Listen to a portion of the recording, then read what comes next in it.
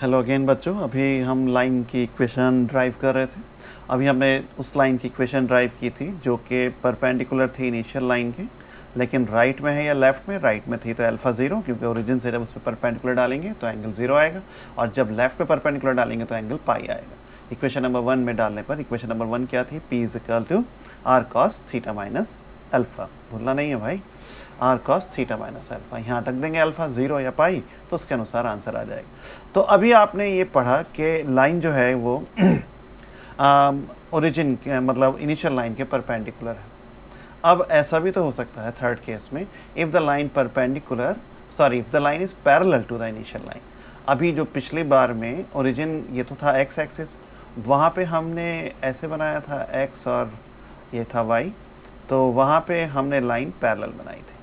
अरे शिट यार, हाँ पैरेलल बनाई थी ऐसे, मतलब वाई एक्सिस के इधर या इधर। सही है, सही है। तो यहाँ पे एंगल इधर ज़ीरो आया था और इधर एंगल पाई आया था, जो परपेंडिकुलर डालेंगे ओरिजिन से। अब लाइन यहाँ और यहाँ ना बना के इधर और इधर, अब वाई एक्सिस पे बनाई, मतलब वाई के पैरेलल ना बना के अब एक्स के पैरेलल बनाइए, या तो ये लाइन या ये लाइन, एक्स और वाई की।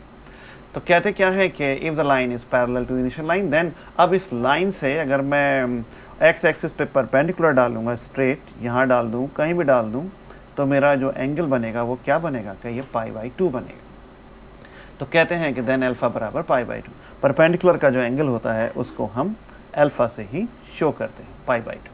तो बस आप इसमें पाई बाई टू रख दीजिए। R is equal to r cos theta minus alpha, जो आपने बेसिक इक्वेशन ड्राइव कर रखी है। तो कॉस पाई बाई कॉस में फ़र्क नहीं पड़ता, pi by two minus theta या theta minus pi by two बोलूँ तो साइन बन जाएगा। तो R sine theta is equal to P. ज़बरदस्त आपकी ये इक्वेशन सॉल्व होगी। It is the equation of a line which is parallel to the initial line and above it. Now if the line is below the origin, मतलब if the line below the initial line और parallel to it, मतलब x axis के parallel होगी लेकिन अब नीचे होगी, तो यहाँ से जब परपेंडिकुलर डालेंगे तो नीचे जब एंगल आप नापेंगे तो वो माइनस पाई बाई टू हो जाएगा। तो बस आप माइनस पाई बाई टू रखेंगे, cos pi by two plus theta minus sine theta होता है, क्योंकि आपका चला गया सेकंड में, तो ये r sine theta is equal to minus P हो जाएगा। बस याद रखिएगा, दो लाइनें ये हुई, दो उससे पहले हुई जो एक्स के पैरेलल थी, ये वाई के, कुछ वाई के पैरेलल, कभी एक्स के पैरेलल, सब तरीक़ों से आपको आना चाहिए। अब इक्वेशन, एवरी इक्वेशन जो इस फॉर्म में होती है वो हमेशा स्ट्रेट लाइन को रिप्रेजेंट करती है। कैसे? देखिए बताते हैं।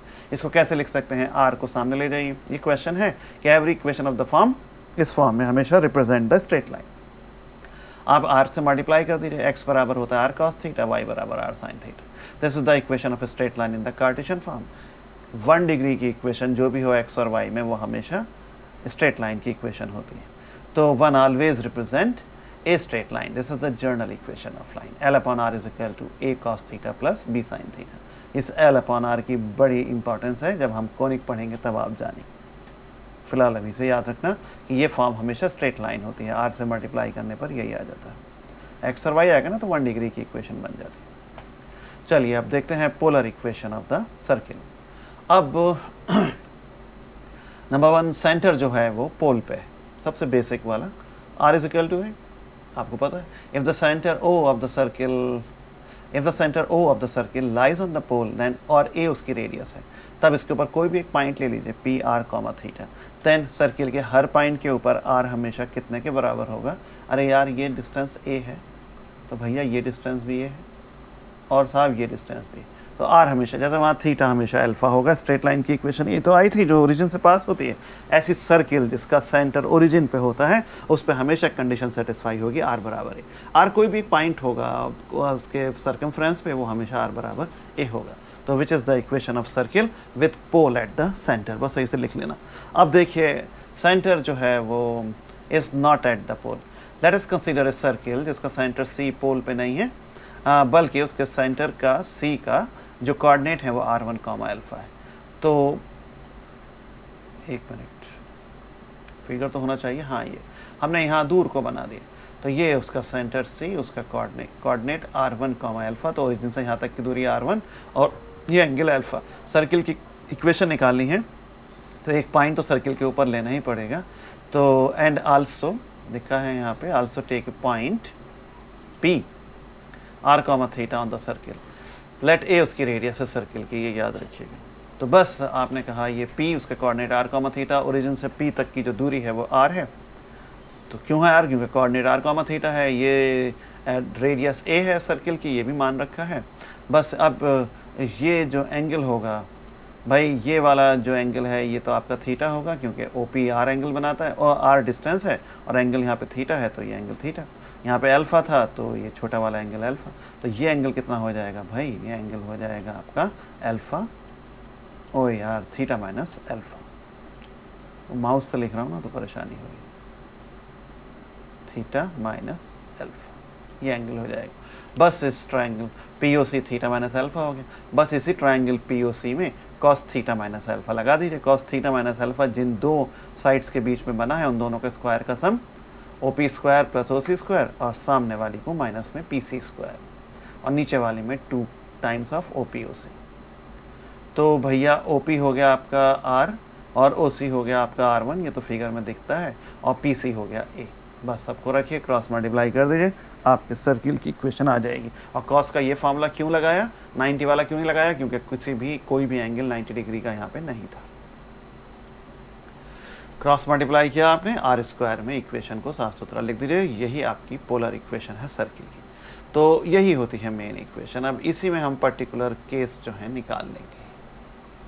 क्या अगर पोल जो है वो सर्कमफ्रेंस पे लाई करे, सर्किल आपने अभी दूर बनाया था, ये अभी सर्किल को खींच के ऐसे ले आइए कि पोल जो है वो ओरिजिन के पोल जो है वो उसके सर्कमफ्रेंस पे, मतलब सर्किल की दीवारों पे लाई करता हो। ये कर गया यहाँ पे लाई। If pole lie on the circumference of the circle, तब आपने जो R1 पिछले सवाल में था, R1 क्या था, जो सेंटर था उसका जो डिस्टेंस था ओरिजिन से वो R1 है। लेकिन अगर ओरिजिन सर्कमफ्रेंस पे यहाँ तक आ जाएगा तो भाई R1 ही A के बराबर हो जाएगा। तो हम इस ऊपर वाले फार्मूले में R1 की जगह पे सिर्फ A सब्स्टिट्यूट कर दें। ये आपने कर दिया, R1 की जगह पे जहाँ जहाँ R1 था यहाँ पे भी A और यहाँ पे भी A, तो ये कट जाएगा, R बराबर 2A cos theta minus alpha आ गया। और एग्जाम में अगर आए तो ऐसा मत करिएगा, आप ये फिगर बनाइएगा और कहिएगा इसमें आप ये छोटा ये वाला एंगल निकाल लेना, कितना बनेगा ये एंगल थीटा माइनस अल्फा, और ये वाला एंगल थीटा माइनस अल्फा, और इस ट्राइंगल में cos थीटा माइनस अल्फा खुद लगा देना।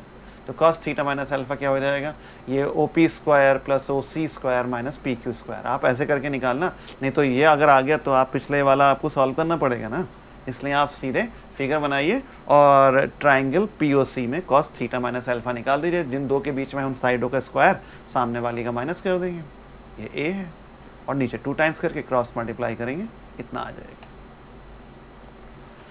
अब अगर क्या हो, अगर सर्किल पोल से भी पास होता हो एंड डायमीटर जो हो उसका पोल पे हो।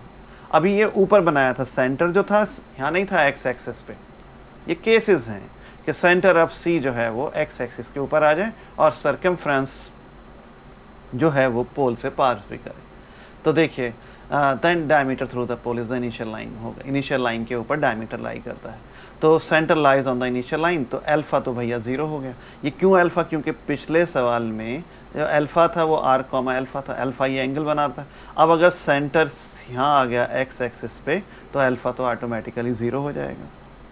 तो इसलिए यहाँ पे बोलेंगे अल्फा 0 हो गया, तो इक्वेशन ऑफ सर्किल जो है और R1 A हो गया। सोचिए ये सेंटर अगर यहाँ आ गया तो, और सर्कमफ्रेंस जो है वो ओरिजिन के ऊपर ही है, मतलब सर्कमफ्रेंस जो है सर्किल के ऊपर। तो ये सर्किल जब यहाँ पे ऐसे बनेगा, बना हुआ ही है वहाँ पे, और उसका सेंटर यहाँ है, तो R1 तो रेडियस हो गया A और एंगल अल्फा कितना हो गया 0। तो ये आपने दोनों बातें यहाँ पे उस इक्वेशन में रख दी, तो R बराबर 2A cos थीटा आ गया। मैं नहीं चाहूँगा कि आप ऐसे सॉल्व करें, और अगर लंबा इक्वेशन आ जाए तो पहले वो सॉल्व कर देना फिर लिखना है यहाँ पे।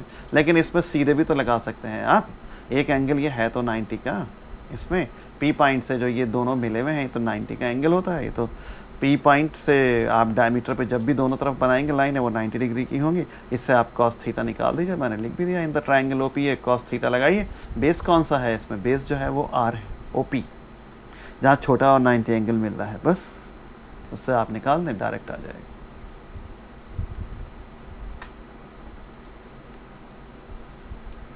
अब देखिए इक्वेशन जो है वो सर्किल की पास हो रही है ओरिजिन से, मतलब सर्किल ओरिजिन से पास हो रहा है और टच करता हो इनिशियल लाइन को एट ओ पे, ये ऐसे करके तो बस इसकी जो इक्वेशन होगी, अब आप इसमें ये मतलब अभी तो उसका डायमीटर एक्स एक्सिस पे था, अब इसका डायमीटर कहाँ है, वाई एक्सिस के ऊपर है, बस इतनी से फ़र्क है। तो यही लाइन 90 यहाँ बन जाएगा, फिर से आप साइन थीटा लगा दीजिए इसमें, ये थीटा एंगल है, क्योंकि एंगल थीटा ये बनेगा ना एक्चुअली, तो ये एंगल भी थीटा ही होगा। आप निकाल लेंगे, अरे यार ये पाई बाई 2 माइनस थीटा, तीनों का सम जो उस हिसाब से ये थीटा आएगा, खुद निकालिए इसको, नहीं निकले तो मुझसे पूछिएगा। तो बस ये r बराबर 2a साइन थीटा आ जाएगा इसमें साइन थीटा का फॉर्मूला लगाने से। कितना बढ़िया, फर्स्ट क्लास। ये आप इसको तैयार करेंगे, एक सेकंड रुकिए। हाँ, अब ये अगले वीडियो में ही पूरा होगा, इसको आप यहीं तक रखिए। ओके।